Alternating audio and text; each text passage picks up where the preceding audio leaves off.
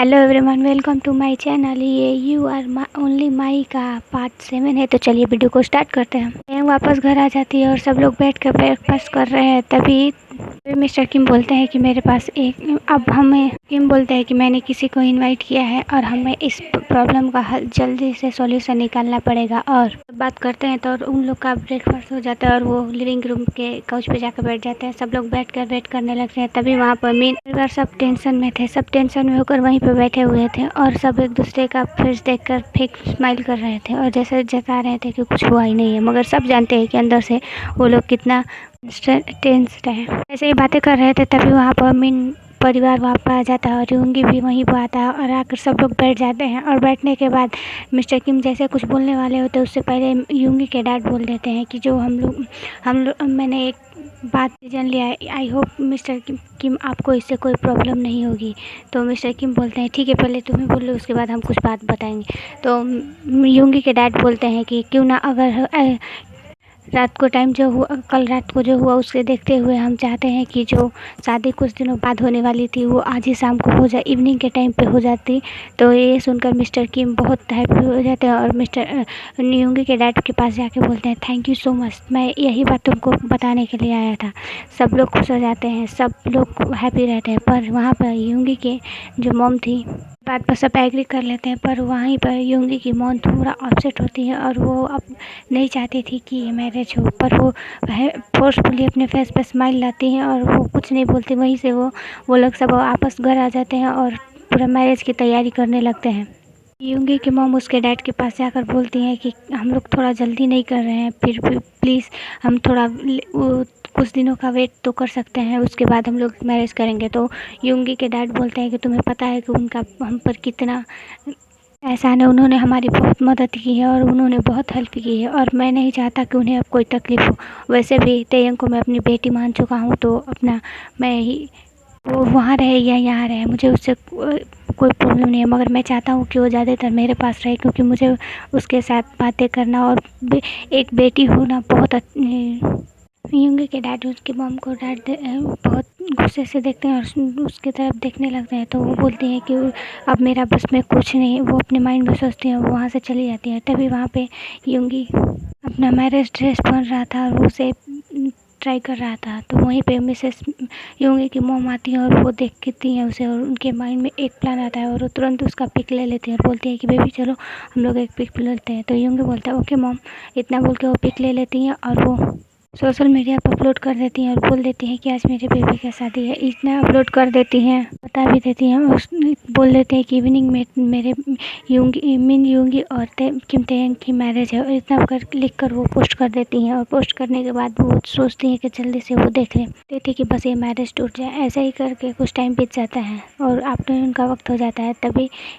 Afternoon में जुनकुक उठता है और अपना फ़ोन लेकर जैसे ही देखने वाला होता है तो देखता है कि थोड़ा सा कुछ नोटिफिकेशन आया है, तो वो नहीं देखता और वैसे छोड़ देता है। तभी वहीं पर जुनकुक का एक फ्रेंड कॉल करके बोलता है, उसका बचपन का फ्रेंड था जो ड्राइवर का सन था और जुनकुक उसे अपना फ्रेंड मानता था। इसके वजह से उसके फैमिली वाले बहुत थोड़ा नाराज़ रहते थे, पर वो किसी का नहीं सुनता था, उसे अपना फ्रेंड ही बोलता था। तो वही कॉल करके बोलता है कि तूने आज एक सोशल मीडिया ओपन किया। तो जेके बोलता है कि नहीं, मैं अर्जुन को बोलता है नहीं मैंने कुछ नहीं किया, क्यों क्या हुआ। तो वो उसका फ्रेंड बोलता है जल्दी जाके चेक कर। तो उनको बोलता है क्या यार, वो हर वक्त का वही बकवास वकवास कुछ फेंकते होंगे, मुझे नहीं देखना है। तो जेके का फ्रेंड तुरंत जैसे ही बोलता है कि पहले चेक कर उसके बाद तू बोलना कि क्या है क्या नहीं। जिनको तुरंत अपना बोलता है कि ठीक है रख, मैं तुझसे थोड़ी देर बाद बात करता हूँ। उसका कॉल कट करके जैसे ही वो फ़ोन अपना ऑन करता है वो देख कर पूरी तरह से शॉक हो जाता है, क्योंकि वहाँ पर तेयंग और यूंगी का दोनों का पिक था और वो वहाँ पर उनकी डेट का मैरिज डेट और मैरिज डेट टाइम भी लिखा होता है। और इतना देख कर जेके बहुत शॉक हो जाता है और इतना ही वो देखता है और फिर तुरंत वहाँ से कुछ किए बिना अपने कार का की लेता है और वहाँ से और एक गन लेता है और वहाँ से तुरंत चला जाता है और अपने फ्रेंड के पास कॉल करके बोलता है कि तू अपने घर से बाहर आ, मैं तुझे अभी पिक करूँगा ना बोल के वो लोग चले जाते हैं। तभी जिनको अपने सारे गार्ड को कॉल कर देता है और यूंगी का पिक देके बोलता है कि ये मुझे किसी भी हाल में मेरे बेसमेंट में चाहिए। इतना सुन के उसके गार्ड यस सर बोल के वो तुरंत कॉल कर देते हैं और वो लोग वहीं पर बैठे रहते हैं। तभी जैसे ही जिनको तेयंग के घर के पास आता है और वहाँ पर आके बोलता है कि तुम्हारी हिम्मत कैसे हुई ये सब करने की, इतना चिल्ला। वो बहुत ऊंची आवाज़ में बोलता है। तभी वहाँ पर मिस्टर किम और मिसेस किम बाहर आ जाते हैं और तहेंग और जिमिन उसके विंडो से वो सब देख रहे थे। तहेंग अपने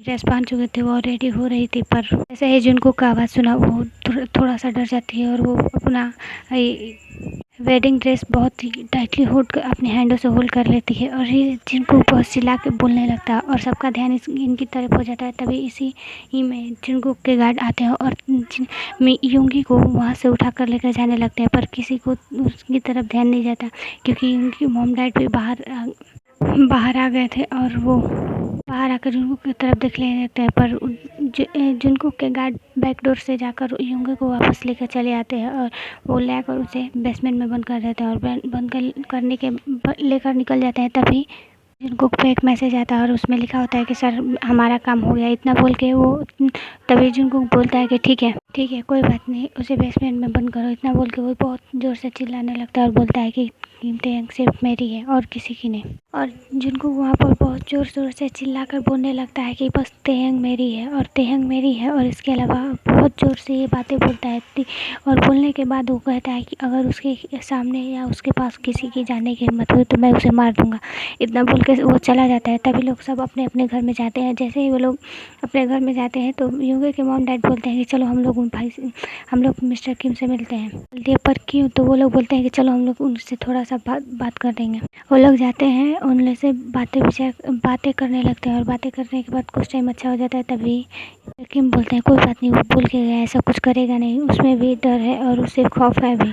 ऐसी बातें करने लगता है। तब इवनिंग का टाइम हो जाता है और तभी मिस्टर किम बोलता है कि क्यों ना हम योंगी को बुला ले, प्रेस्ट भी आ गए हैं, उनसे बुला लेते हैं। तो मिस्टर योंगी के डैड बोलते हैं हाँ ठीक बोल रहे हैं। वो लोग योंगी को कॉल करने लगते हैं पर योंगी कॉल नहीं उठाता है। एक बार दो बार करते हैं पर कॉल पिकअप नहीं करते।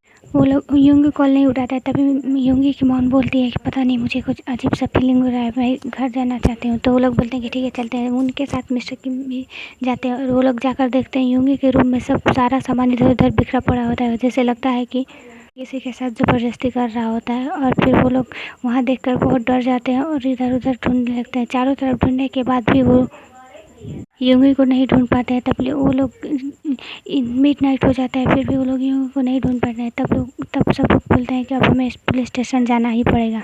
इतना बोल के सब लोग पुलिस स्टेशन जाने लगते हैं और तभी तो पुलिस कंप्लेन करते हैं पर पुलिस भी कुछ नहीं कर पाती है और मॉर्निंग के टाइम हो जाता है। तभी पुलिस वाला के पास पुलिस वाले स्टेशन से उनके डैड के पास कॉल आता है और बोलते हैं कि हमें नहीं पता कि आपका बेटा कहाँ है। तभी वो लोग फिर वरीड हो जाते हैं। थोड़ी देर में तहेंग नीचे आती है और बोलती है डैड एक बार उसके पास कॉल कीजिए। किम बोलते हैं नहीं बेबी, तो बोलती है प्लीज़ डैड। और उसके बाद मिस्टर किम योंगी के उसके पास जुनकुक के पास कॉल करते हैं और बोलते हैं कि योंगी कहाँ पे है। तो वो बोलता है कि योंगी कहाँ पे है, प्लीज़ उसे भेज दो। जुनकुक बोलता है कि आई एम सॉरी, वो तो इस दुनिया में नहीं रहा। ओके एवरीवन, आज के लिए बस इतना ही, बाय।